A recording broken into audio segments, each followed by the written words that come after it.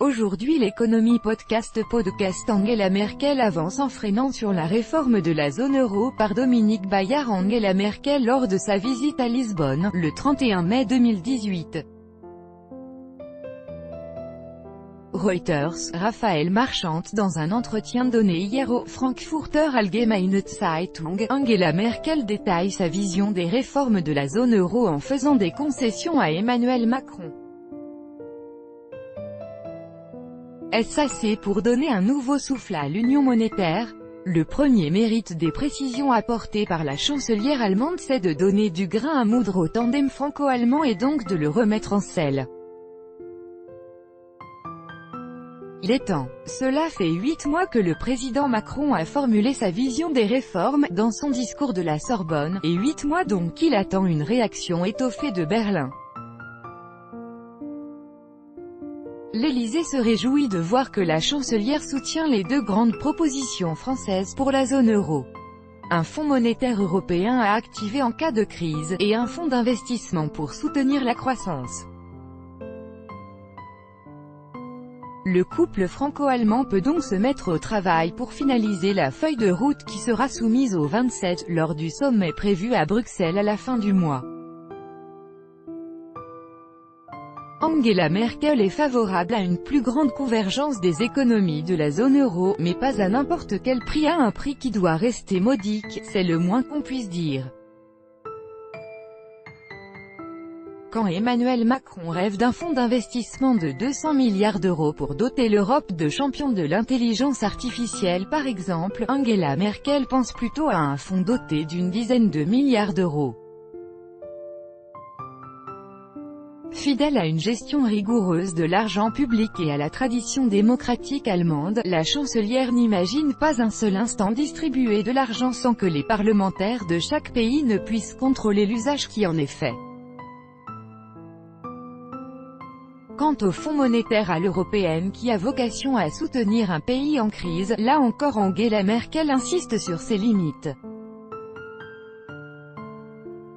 La solidarité ne doit jamais conduire à une union de l'endettement, prévient la chancelière. L'Allemagne aujourd'hui comme hier ne financera pas la dette de l'Italie par exemple. La mutualisation de la dette n'est toujours pas d'actualité. Le Fonds européen prendrait la suite de l'actuel mécanisme européen de stabilité employé pour soutenir la Grèce. Dans l'esprit de la chancelière, il pourrait même être comme le FMI, un levier pour imposer des réformes structurelles aux pays bénéficiaires.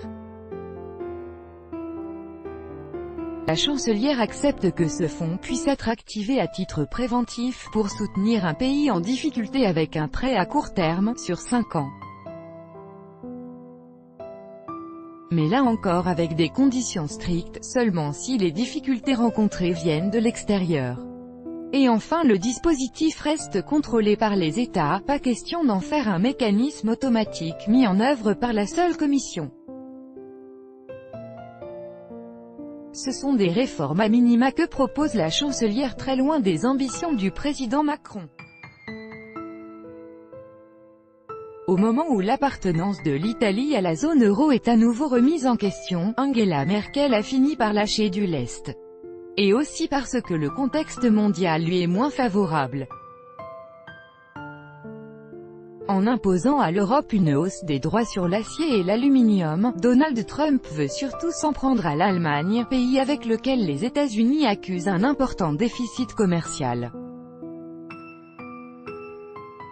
La chancelière préserve l'essentiel, la vision allemande de la solidarité européenne. Il faut dire que Berlin est loin d'être isolé, 8 autres pays ont signé une déclaration avec les Pays-Bas hostiles à la hausse du budget européen. En bref, en France, l'État pourrait céder sa participation dans Air France au groupe Accor-Hôtel.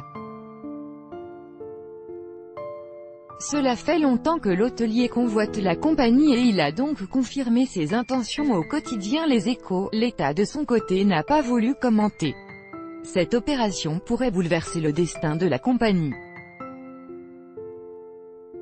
Car le soutien indéfectible de l'État est souvent perçu comme une gêne dans la gouvernance de l'entreprise. Air France est aujourd'hui en pleine crise, déstabilisée par le départ du PDG Jean-Marc Janaillac. Il n'a pas réussi à trouver une issue à la grève des salariés français. Archive 1, 2, 3. Suivant, dernier, trop de tourisme va-t-il tuer le tourisme? De plus en plus de villes ou de pays prennent des mesures pour limiter le nombre de visiteurs.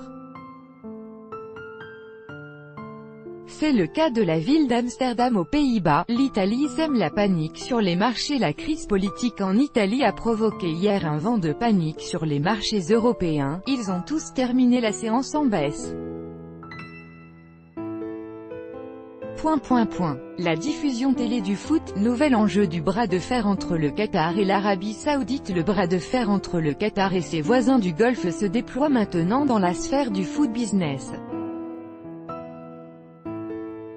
La chaîne qatari Bein Media qui a l'exclusivité. Pourquoi la chute de la monnaie turque est préoccupante pour le président Erdogan après la dégringolade de la livre turque? Le vice-premier ministre en charge de l'économie est aujourd'hui envoyé à Londres pour assurer. Giuseppe Conte peut-il faire basculer l'Italie avec le programme anti-austérité? En Italie, Giuseppe Conte a été chargé hier soir par le président Mattarella de former un nouveau gouvernement de coalition avec la Ligue. Le président Macron veut mobiliser les entreprises pour la banlieue pour mieux intégrer les habitants des quartiers défavorisés. Le président Macron compte sur les entreprises. Vont-elles désormais remplacer 1, 2, 3, suivant, dernier plus grand que